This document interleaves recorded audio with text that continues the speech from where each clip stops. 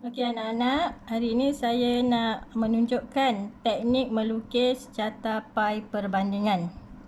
Kita akan menggunakan jadual yang ada pada muka surat 32 tentang jadual tentang carta pai ini. Kemudian alatan yang kita perlukan ialah satu kertas graf. Apa ni? Ini ialah jangka lukis, jangka sudut, pen untuk menulis dan pembaris untuk menggaris. Okey, teknik melukis carta pai kita akan menggunakan kertas graf secara melintang. Secara melintang. Sebelum ini kita selalu melukis graf secara menegak kan? Kali ini kita guna secara melintang. Sama ada melintang macam ni ataupun melintang macam ni. Tak kisahlah, janji bentuknya ialah dalam kedudukan melintang. Okey, tadi saya dah beritahu bahawa teknik melukis carta pai ialah menggunakan graf secara melintang. Okey, seperti biasa, kita mulakan dengan langkah pertama menulis tajuk, diikuti oleh sumber. Kemudian kita menyediakan petunjuk. Kemudian di atas petunjuk, kalau sebelum ini kita tak ada buat apa-apa kan. Kali ini kita menulis nisbah jejari. Okay, nisbah jejari di sini ialah 1 nisbah 1.07. Macam mana nak tahu nisbah jejari ini ialah 1 nisbah 1.07? Kita menggunakan formula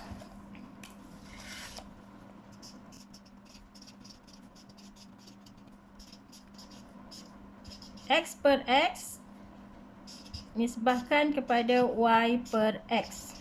Jadi kita merujuk kepada jadual di muka surat 32. Nilai X ialah 2199,197 bagi 2199,197, iaitu punca kuasa.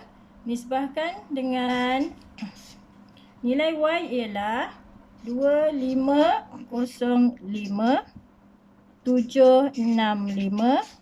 bahagikan dengan nilai X, iaitu 2199,197. Okey. Apabila keadaan ini berlaku, dia akan menjadi 1, iaitu 1 nisbah, tekan pada kalkulator, awak akan dapat 1 nisbah 1.07. Inilah nisbah jejari kita. Okey, ini ialah kertas graf yang telah ditulis dengan tajuk, sumber, petunjuk dan nisbah jejari. Okey, iaitu langkah 1, langkah 2, langkah 3 dan langkah 4. Sekarang kita pergi kepada langkah 5, iaitu cara melukis pai. Okey, cara melukis pai kita lihat kat sini. Okey, pastikan kita tandakan dulu 2 cm jarak daripada kiri kertas graf kita. Kemudian anggaran lebih kurang 2 cm juga daripada baris yang akhir tajuk kita. Okey. Kemudian kita ambil jangka lukis, kita tentukan. Okey, kita tentukan jejari 4 cm daripada kedudukan tadi yang telah kita tandakan, 2 cm daripada kiri kertas graf kita. Okey, ni anggaran 2 cm.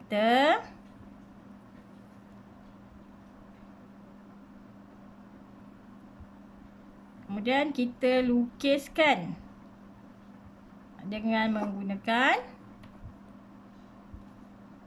jangka lukis.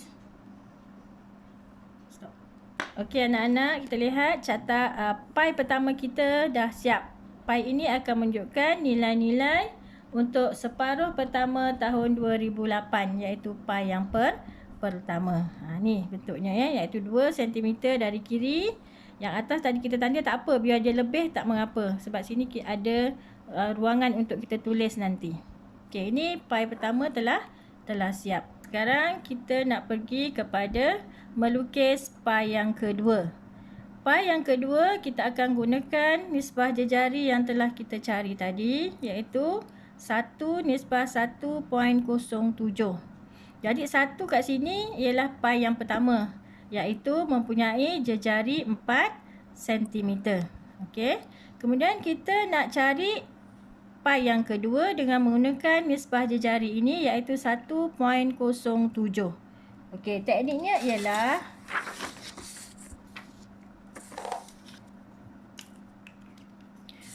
nisbah jejari kita tadi 1/1.07. Okey, ini ialah pai yang pertama, kita dah ambil tadi 4 cm. Jadi untuk pai yang kedua ialah 4 cm kita darab dengan nilai nisbah jejari tadi, iaitu 1.07. Iaitu nisbah jejari pai yang kedua kita mempunyai jejari 4.28. Okey, ini ialah jejari untuk pai yang kedua. Okey, macam mana nak menentukan jejari 4.28? Okey, kita ambil pembaris.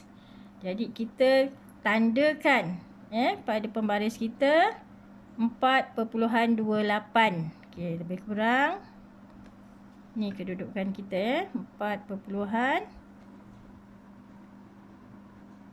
Lebih kurang 28, kurang 3 lah Okey. Kemudian di atas kertas graf kita sama juga tekniknya, iaitu kita tandakan 2 cm dari sebelah kanan pula. Kemudian di atas lebih kurang 2 cm juga dari tajuk kita. Itu sebagai anggaran sajalah, supaya nanti pai kita tak akan terlebih ke atas. Okey, dengan menggunakan nisbah jejari yang tadi, iaitu 4.28, kita tandakan kedudukannya di mana. Dengan pensilnya berada di sebelah kanan dan yang tajam ini berada di sebelah dalam.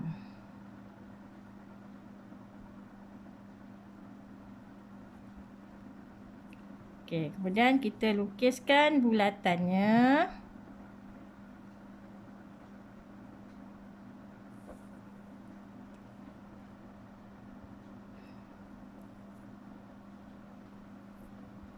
Okey, bulatan yang kedua dia besar sedikit daripada bulatan yang pertama. Kerana bulatan yang pertama ini mempunyai jejarinya ialah 4 cm. Ni 4 cm jejari. Okey, ni ialah jaraknya ialah 4 cm. Sementara yang kedua ini ialah jejarinya berapa tadi kita cari? Ni kedudukan tengah dia, lebih kurang 4.28. Itu jejarinya. Okey. Ini menunjukkan ada perbezaan. Inilah berasaskan kepada nisbah. Nisbah dan perbezaan antara pai yang pertama dengan pai yang kedua. Langkah seterusnya ialah kita bina satu garisan lurus. Garisan lurus yang menunjukkan nilai kosong bagi kedua-dua pai. Okey, ni tadi tengah kita di sini.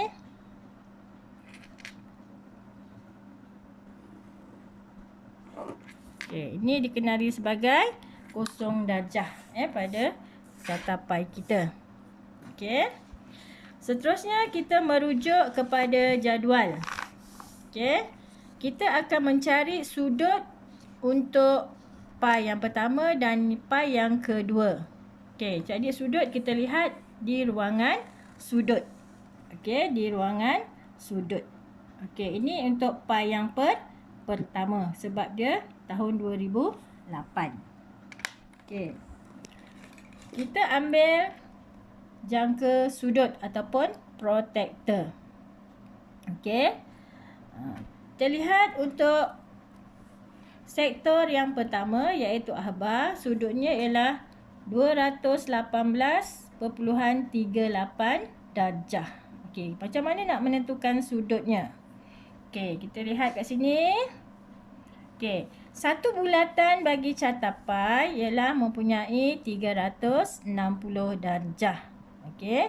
Dan satu garisan lurus ini separuh pi nilainya ialah 180 darjah. Okey.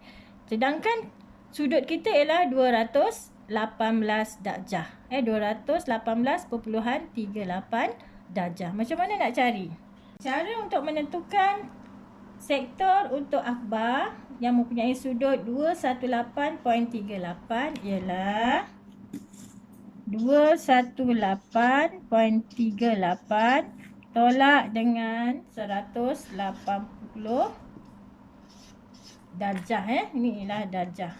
Okey, kenapa ditolak dengan 180? 180 ialah separuh jangka sudut kita.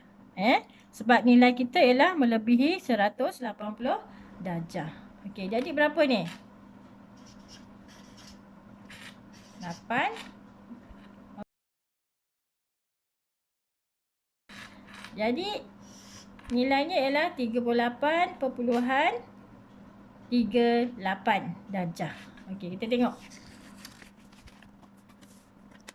Kedudukan sudut kita tadi pastikan berada di tengah-tengah ya.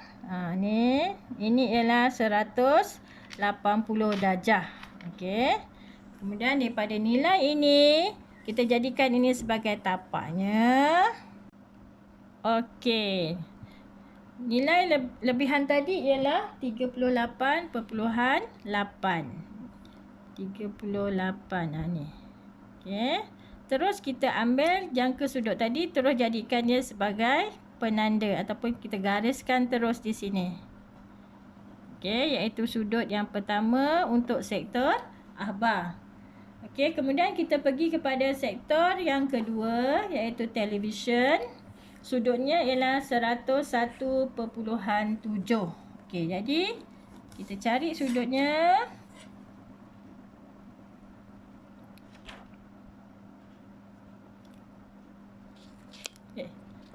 101 lebih kurang ni kedudukannya. Kita ambil terus tandakan dengan menggunakan protektor tadi ataupun jangka sudut tadi. Tandakan kedudukan untuk sektor yang kedua iaitu television.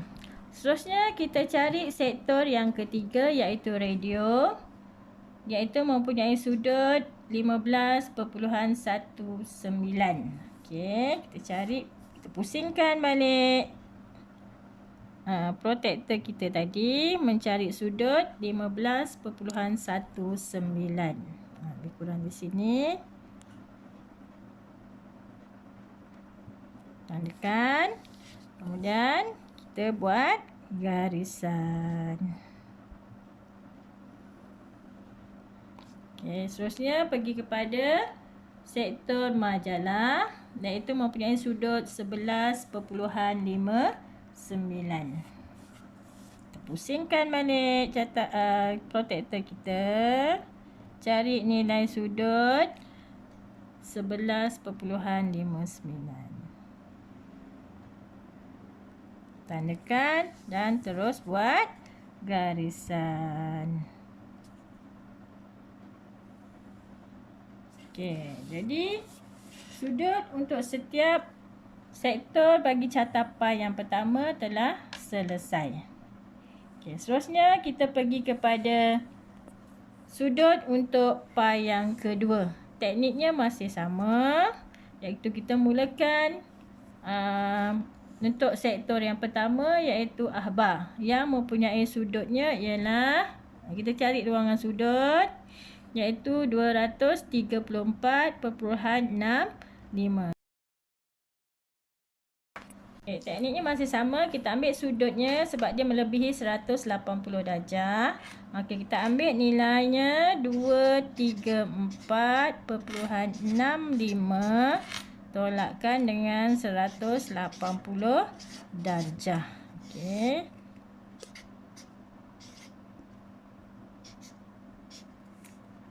Okey, ini nilai lebihan 54.65. Okey.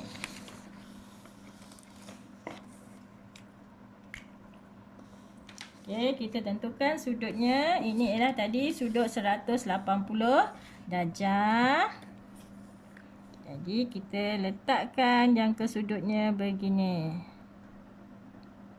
Pastikan nilai ini berada pada nilai kosong tu ya. Okey, sekarang kita nak mencari kedudukan sudut untuk sektor yang pertama, iaitu ahbah.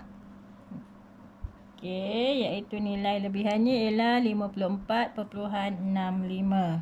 Okey, lebih kurang di sini. Terus kita tandakan.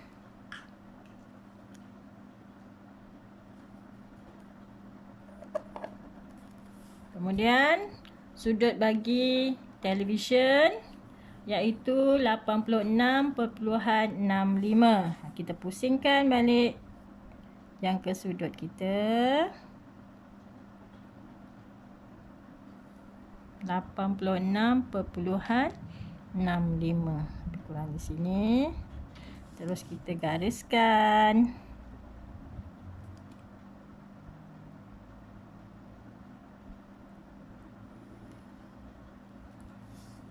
Dan seterusnya. Okey, inilah rupa dua catapai yang telah siap tapi belum lengkap. Okey, iaitu mempunyai tanda-tanda kedudukan sudut bagi kedua-dua pai. Langkah seterusnya ialah kita lengkapkan maklumat-maklumat yang diperlukan untuk kedua-dua catapai ini. Okey. Maklumat yang pertama ialah kita tulis label pai. Label pai di sini ialah separuh pertama tahun 2008. Tulis lengkap.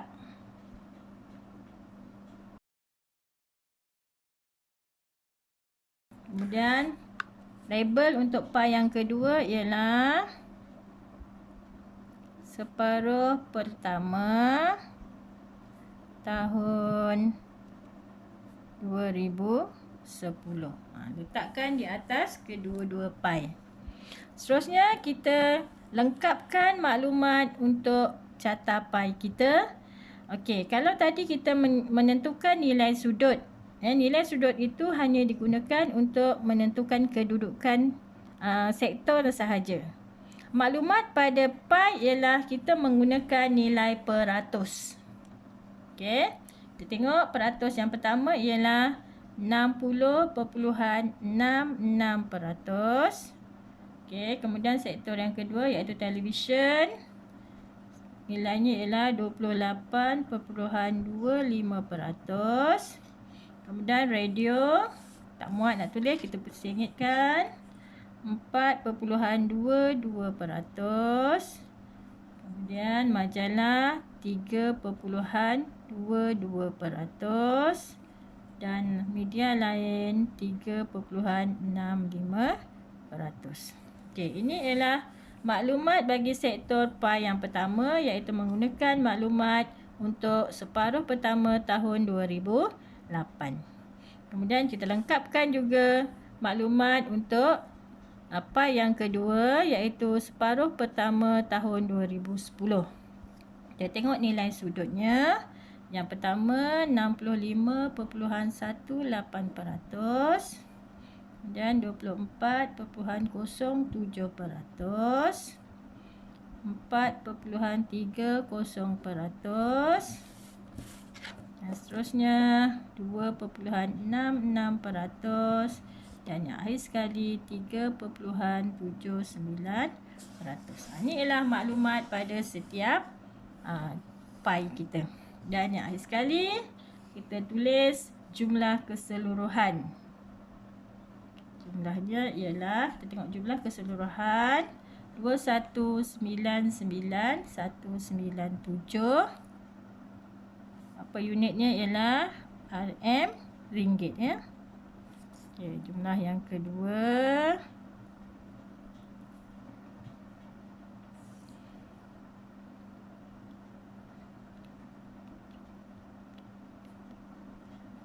Okey, inilah catapai kita yang separuh siap.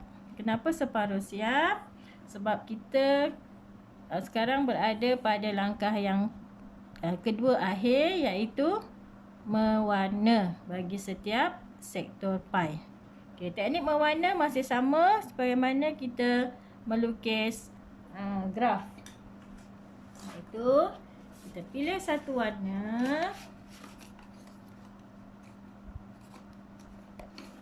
Okey, contohnya sini saya pilih warna hijau. Kita warnakan sektor yang pertama. Untuk pai yang pertama. Kemudian warnakan sektor yang pertama untuk pai yang kedua. Okey, ini sektor yang kedua. Seterusnya, macam biasa kita terus gunakan warna yang sama. Kita warnakan pada bahagian petunjuk. Okey, begitulah seterusnya. Okey, kita ambil warna yang kedua pula.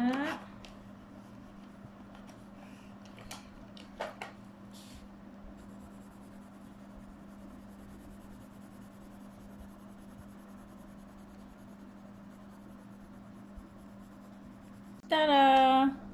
Inilah bentuk catapai perbandingan kita. Okey, dianggap siap. Maka sebelum menghantar, kita perlu buat langkah yang terakhir, iaitu senarai semak. Okey, kita tengok langkah yang terakhir, senarai semak. Yang pertama ialah tajuk. Tajuk mesti ada tempat, perkara dan masa. Okey, betul. 1. Okey. Yang kedua ialah label pai. Tengok label pai kena tulis dengan penuh. Ni label pai yang kedua untuk kedua-dua pai. Kemudian yang ketiga ialah ni kosong darjah ni. Okey, ni yang ketiga. Kemudian yang keempat ialah maklumat sektor bagi setiap pai, iaitu maklumatnya mesti ditulis dengan 2 titik perpuluhan, dan unitnya ialah peratus. Okey, bagi semua sektor ini 2 titik perpuluhan dengan unitnya ialah peratus. Ini ialah yang keempat. Kemudian yang kelima ialah jumlah keseluruhan. Jumlah keseluruhan mesti unitnya tepat. Di sini ialah unitnya ialah RM, ringgit. Dengan titik perpuluhan kosong, ni sen lah. Okey, ni yang kelima. Kemudian yang keenam ialah nisbah jejari. Cara menulis nisbah jejari ialah nisbah jejari 1/1.07 tanpa ada sebarang unit, tanpa unit dengan 2 titik perpuluhan. Okey, itu senarai semak yang keenam. Dan yang ketujuh petunjuk, dan yang ke-8 ialah sumber. Inilah bentuk catapai yang lengkap dan siap dan boleh dihantar. Sekian. Selamat belajar.